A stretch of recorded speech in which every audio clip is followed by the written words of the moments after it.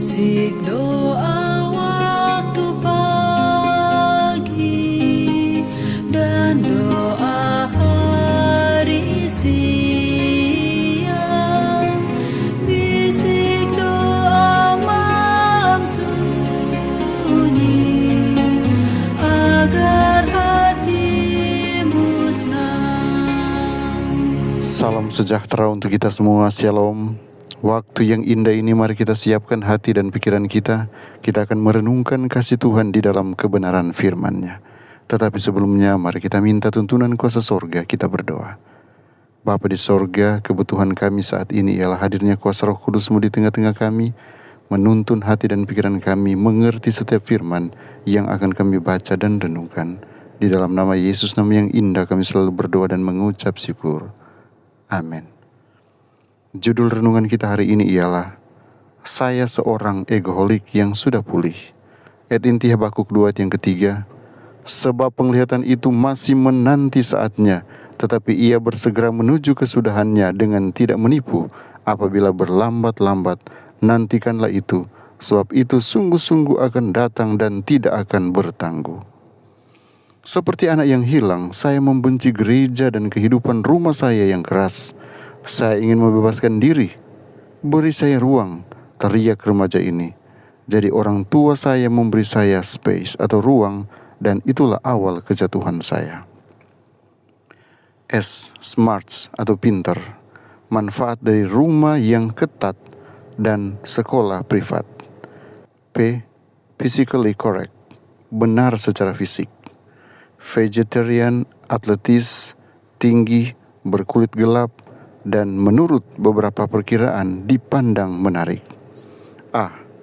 Articulate, pandai berbicara, berpengalaman, cerdas.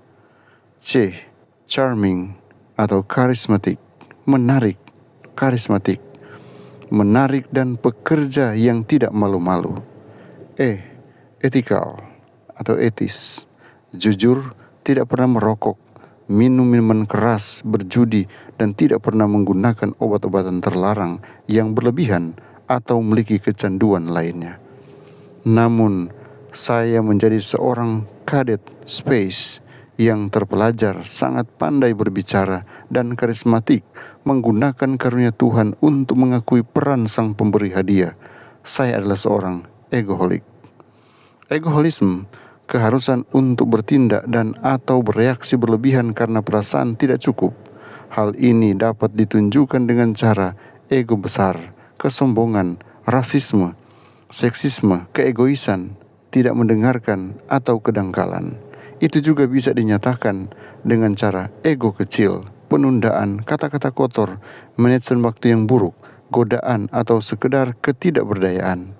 Kata cukup tidak pernah cukup. Apakah itu uang, perhatian, pakaian, pemukulan, gelar, seks, atau bahkan kehadiran di gereja?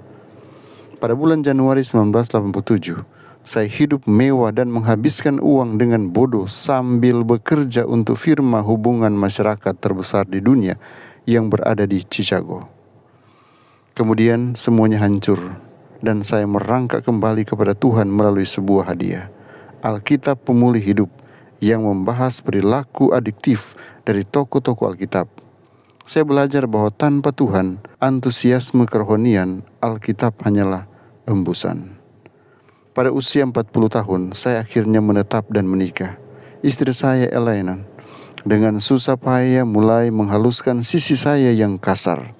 Sebagai seorang pengusaha baru pada tahun 2001, saya langsung peroleh dan kehilangan kontrak besar dan diberitahu, bakat bukanlah masalah Anda. Sekali lagi ego saya tergelincir. Peringatan ini akhirnya memaksa saya untuk mengakui kecanduan dan mulai mengempiskan ego saya melalui Kristus. Model pemulihan saya dimulai dari top atas. Saya masih berjuang dengan keegoisan, penundaan, kesombongan, disorganisasi, kontak mata yang buruk. Tetapi saya sedang dalam masa pemulihan dan rasanya menyenangkan. Tuhan, bantu saya untuk mengakui sifat egoholik saya dan berjalan dengan rendah hati setiap hari bersamamu. Tuhan Yesus menolong kita memahami firman kebenaran ini. Mari berdoa.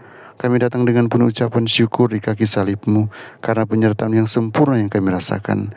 Biarlah pelajaran pagi ini akan menolong kami untuk menyingkirkan sifat egoisme kami. Tolonglah kami untuk selalu mengandalkan Engkau dalam hidup kami.